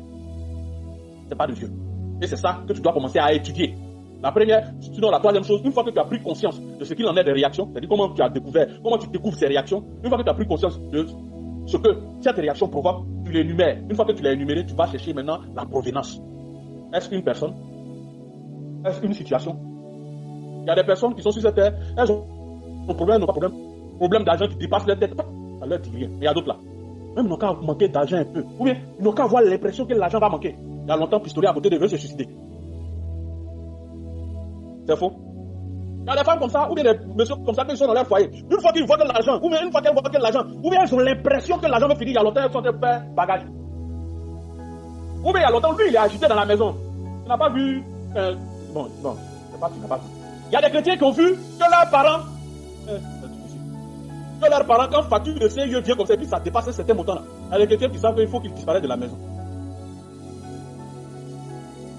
Ah, parce que si tu restes là, le vieux, il a mis la main sur la facture de CIE, il a soulevé, il a regardé. Il est encore assis là. Il a même allumé la télévision. Tu fais quoi là? Il y a longtemps, tu as reçu tes 5 doigts dans les oreilles. Tu as chuté. Regardez la télé là-bas, c'est à cause de vous, sauvage.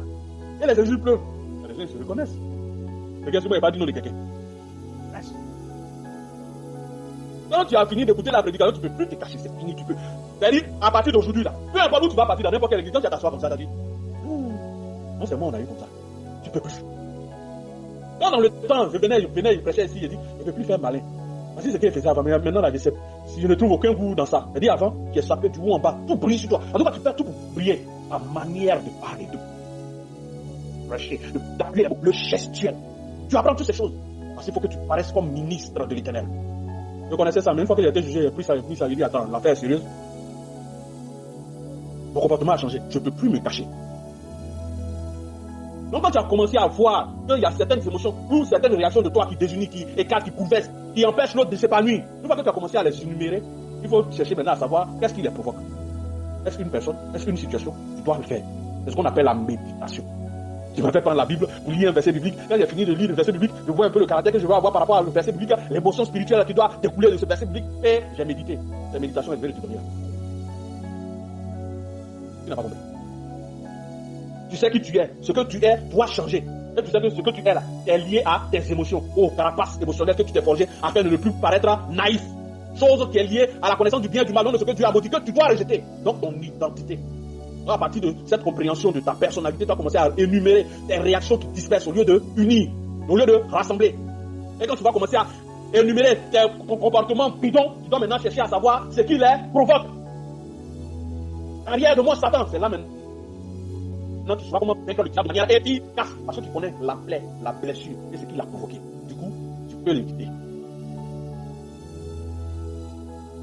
Oh Seigneur, viens-moi en aide. Je ne sais pas pourquoi je souffre. Seigneur, je souffre trop. Ta souffrance là, c'est toi-même. C'est ta carapace que tu as fait sur ta vie là, dans ta vie là. C'est ça qui t'a donné le comportement bidon. Du coup, ton comportement bidon là, les bonnes personnes sont obligées de fuir. Ce sont les personnes qui te ressemblent là, qui viennent. Quand tu passes ton temps à critiquer les autres, tu n'as pas l'impression que c'est les filles même qui critiquent, moins même que toi là, qui sont tes meilleurs amis. Et c'est elles qui sont toujours dans ta vie. Pour finir, comme tu sais que tout le monde a bouche tranchante, si jamais elles finissent, que toi-même tu n'es pas là, tu sais où tu es là, tu es foutu. Parce qu'à faire où elles sont unies, puis toi tu n'es pas là-bas, elles sont rassemblées, puis toi tu n'es pas, tu sais automatiquement c'est de toi qu'elles parlent. C'est ce que tu es, c'est ce que tu as dit. Et si ce que tu es bidon, tu vas attirer que de mauvaises choses. Parce que rien de toi est bon. Seigneur, bénis-moi. Il te bénit comment? Tu as une carapace. Si tu te dis d'aimer ton frère, c'est cette carapace-là que tu vas envoyer. Si tu te dis d'aimer ta soeur, c'est cette carapace-là que tu vas envoyer. Regarde, le frère en plus, là, il est là, il est pauvre, il n'a rien. Mais il faut l'aimer. Non. Ah, Seigneur, toi aussi. Et puis, mes amis l'avont dit que je suis naïf. Donc, il a cherché souffrance. D'accord, il fallait marier l'homme riche. Frère, vraiment que Dieu te bénisse. Ce maquillage fait tout pour entrer dans le visage, frère. On va boire depuis 8. Quand le frère en plus qui a l'argent, apprend pour femme, elle a les biens matériels, la tout sono, donnez-moi les termes, fauteuil, une grosse télé, mais le gars n'est jamais là. Lorsqu'il n'y a pas. Quand il vient, les rigides. Le gars est froid, il est calé dans sa maison. Oh, pour finir avec mon bref, je m'arrête là.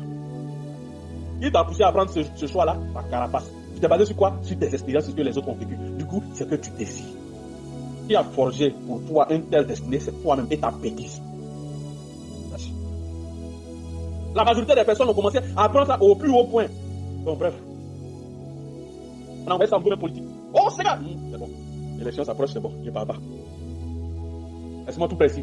Je n'ai pas dit nom de quelqu'un, mais après où je ne vais pas dire nom de quelqu'un, il y a des gens qui vont se retrouver dedans. C'est bon. Je continue. Voilà. Il me reste 13 minutes. Donc, une fois que tu as commencé à repérer tes émotions, bidons, il faut chercher à savoir leur provenance. Ça peut venir de ton enfance, ça peut venir d'une des rencontres dans ton école, à l'université, par exemple, ou les hommes qui draguent peu. Non, c'est pas parce que tu ne dragues pas beaucoup de femmes que tu vas jouer sur une fille, du coup toutes les femmes sont comme ça. T'as quel problème? Toutes les femmes l'énervent, il devient misogyne. On a déjà parlé un peu de ce cas-là. Le gars est vilain, lui-même il sait qu'il est vilain. Et quand il est celui qui a forcément celui qui fait tout, qui se fait passer pour un fou, c'est-à-dire, comment on dit ça, les différentes manières d'approche de séduction, il a tout pratiqué, mais son visage il n'avait pas caché. Il s'est sapé, la fille dit je ne te fais pas. Il a fait musculation, la fille dit je ne te fais pas. Et quand il va encore vers une autre fille, la fille est jolie. C'est ça, il aime. La fille dit je ne te fais pas. Parce que si tu es bon bref, je ne vais pas apprendre ça. La fille dit je ne te fais pas. Après, arrivé à un certain moment, il ne se fait plus les musclés, il ne se fait plus les beaux gosses. Il dit c'est l'argent. Une fois qu'il arrive au niveau de l'argent, il y a beaucoup de filles, fausses filles qui viennent vers lui. Et après, arrivé à un certain moment, il commence à se rendre compte que ce n'est que pour son argent, alors que lui veut l'amour. Du coup, son corps est bousillé. Donc, personne ne m'aime. À cause de mon visage, personne ne m'aime. Il prend la résolution. Et quand comme ça, là-haut, le jour qu'il se convertit, il devient pasteur. Et il vient derrière la chair. Il va prêcher contre l'immoralité sexuelle. Il va tuer les sœurs en plus. Il va s'asseoir sur la tête. C'est-à-dire qu'il va finir pute là, non? Eh bien, on prend là pour se. C'est-à-dire que la manière, les gars s'habillent là. Tu as prêché quoi? Non, j'ai prêché la sanctification. Car l'Esprit de Dieu va révéler. Tu es un menteur, tu es vaincu. Jésus-Christ il a été en compagnie des prostituées. Nulle part de les a insultés. Pourtant, la sécurité où? Quand tu finis la compréhension de ça, il t'assure, tu es assis devant un pasteur, tu te mets à rire. Tu es assis devant un frère Christ, tu te mets à rire. Et quelqu'un me dit, oui, la sanctification, c'est sa manière de prêcher, tu te mets à rire. Parce que c'est ce qu'il attend là. Ça n'a rien à voir avec ce qu'il est en train de dire. Et attends, j'étais en train de dire, où je suis revenu de mon jugement là, personne ne m'impressionne. Tu as onction, comment je vais te faire asseoir? Dès qu'il est fini, tu te remets dans ta coquille. Du coup, j'évite de regarder dans les yeux des gens trop. Vas-y, regarde trop, tout va sortir. J'ai des problèmes pour ça. Dès que tu dis, le niveau que j'ai atteint, dès que tu commences une phrase, tu es en train de dire, voilà, bon, c'est rien de moi. Dès que tu commences une phrase nette, ton tout sort. Tu ne peux pas te cacher. Donc quand je disais qu'avant je donnais des paroles de connaissance, mais après j'ai arrêté, tu penses que c'était pourquoi? Il y a deux sœurs qui se sont approchées. Non, papa, ça ne va pas. Quand j'ai commencé à tenir, elles se sont assises, m'ont regardé, je sais, tu vas poser, tout est dehors. Pourtant, ce n'est pas ça que le Seigneur te demande aujourd'hui. Quand tu as reçu un tel enseignement, ce n'est pas ça qu'il te demande. Il ne te demande pas d'aller faire la chasse à la sorcière, de dire au frère en Christ, il faut bien regarder ta vie. Peut-être dans ton passé ou bien dans ton enfance, il y a quelque chose qui ne va pas. Au lieu d'avoir un comportement bidon comme ça, il faut te revoir. Ou il faut venir sur t'aider. Ce n'est pas pour faire ça. C'est pour aider. Quand j'ai commencé à connaître certaines choses, l'Esprit de Dieu m'a posé une question. Le Seigneur m'a posé une question. Quand tu connaîtras la vérité, qu'est-ce que tu en feras? Moi, je vous repose la question. Tu as connu la vérité, qu'est-ce que tu en feras? Tu vas faire quoi de cette vérité? Tu vas la consommer pour toi seul, pour changer seul? Tu vas la partager avec amour? Tu vas faire quoi avec cette vérité? Comme j'ai dit, troisième point, quand tu as commencé à voir ce qu'il en est de toi, il faut commencer à chercher la provenance. Donc, tu vas commencer à voir dans ton passé, dans ton présent, tout ce qui suscite en toi, c'est différentes manifestations, ou si tu veux, pour certaines tentations. Je sais que certaines personnes ne vont pas comprendre à quel moment elles connaissent la tentation de la galère. Ce n'est pas de ça que je te parle.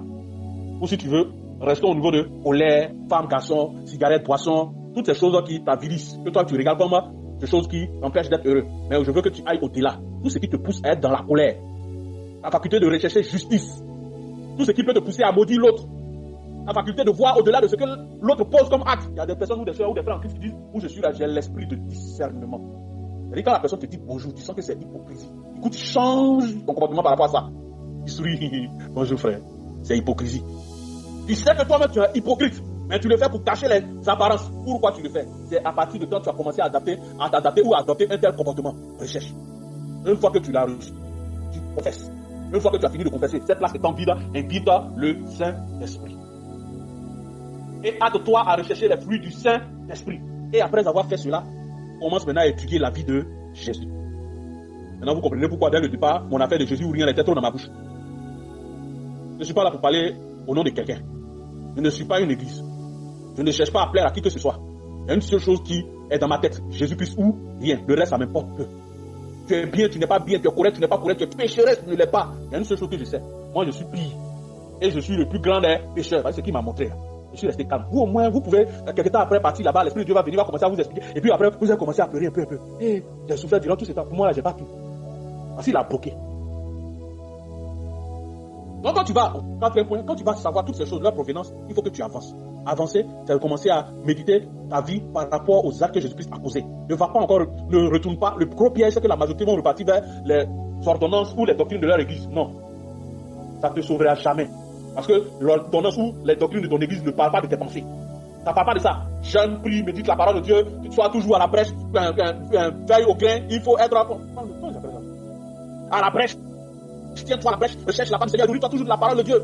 Et en plus de ça, il faut que tu serves à l'église, il faut que tu sois toujours prompt dans l'église. Ceux qui travaillent, soyez fidèles à vos offrandes. Pour toi qui ne travaillez pas, sois fidèle aux offrandes.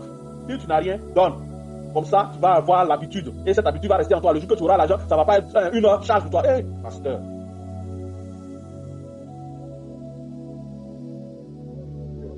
C'est pas mauvais. Mais vraiment. Donc ainsi, de suite, ce que tu dois tout le temps reconnaître, tout le temps rechercher, c'est comment Jésus-Christ a réagi par rapport aux différents saints. Amen. Bon, il est déjà l'heure. La semaine prochaine, ça fait 2 heures. Je sais, tu n'as rien ressenti parce que durant tout ce temps-là, tu étais suspendu. Il faut redescendre. Il m'a montré que vous avez, la majorité ont porté, tout le monde a porté cet état d'aspect ou bien cet état de fête-là au plus haut rang. Donc ainsi, j'ai décidé de faire tenir des séminaires, des moments de prière. Des semaines de prière pour ça. On va choisir un moment, une semaine, et on va prendre 1 heure spéciale. Puis on va prendre chaque état d'âme, rejet, humiliation. On va prier ensemble. On va donner des détails. Comment la Bible explique cela. Comment la Bible, pour certains hommes de Dieu, explique cela. Manifeste cela. Comment il les a guéris. C'est ce que toi, tu dois faire. Mais en plus de ça aussi, je vais demander à ce que, puisque j'ai déjà balancé ces études-là, sur notre page, que ce soit la page principale des hommes de Dieu de la 2e année, hommes et femmes de Dieu de la 2e année, sur notre page, ou sur la page WhatsApp, ou pour toutes ces prières, j'aimerais que chacun tienne un journal. C'est important. Parce que ça, il s'agit de toute ta vie. Où tu vas énumérer toutes les personnes qui t'ont fait du mal. Je t'assure, tu es rancunière, et tu n'as pas encore pardonné jusqu'à présent. Quand on dit pardonne, tu gardes les séquelles, c'est que tu n'as pas encore pardonné. Tu dois écrire dans ce cahier-là toutes tes émotions négatives, tout ce qui n'est pas bon, que tu fais, que tu justifies. Quand tu vas commencer à énumérer, il y a beaucoup de choses qui vont te faire mal. Mais il faut que tu réussisses à les écrire. Même si c'est dans la douleur, avec les larmes, écris. Parce que toi aussi, tu as besoin du repos. Si tu ne passes pas à autre chose, tu ne pourras pas connaître pleinement ce que veut dire Jésus-Christ t'a béni.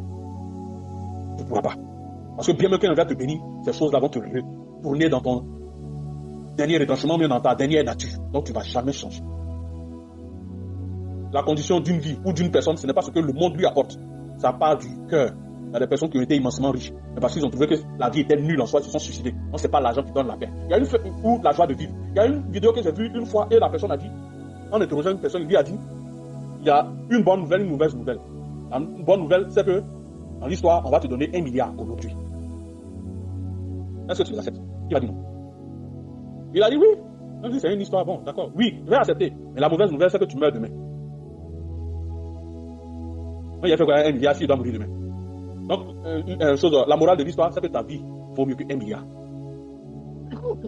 Donc, arrêtons-nous de courir derrière les choses vaines. Concentrons-nous sur ce que nous sommes. Car notre plus grande richesse, c'est notre vie. Et personne ne peut vivre notre vie à notre place. Que le nom du Seigneur soit béni.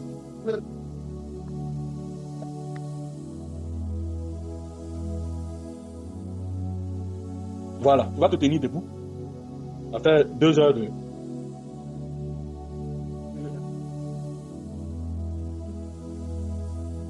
Tu vas prier le Seigneur. Tu vas le remercier pour ce que tu as entendu. Et tu vas aussi lui confier le programme de restauration des cœurs. Ensemble, prions le Seigneur.